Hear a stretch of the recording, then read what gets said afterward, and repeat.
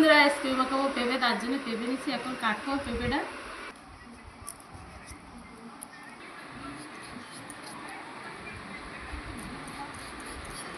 পেঁপেটা কি সুন্দর,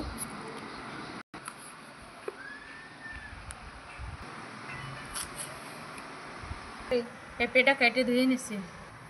পেঁপেটা আমি পিস পিস করে কাটবো, ছোট ছোট করে।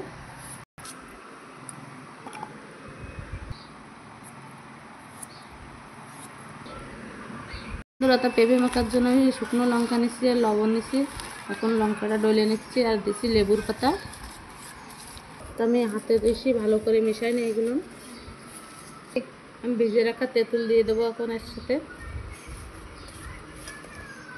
দিয়ে দেবো সরষের তেল, দিয়ে দেবো ধনে পাতা কুচানো, কেটে রাখা পেঁপে ঢেলে দেবো। দিয়ে দেবো এখন একটু চিনি।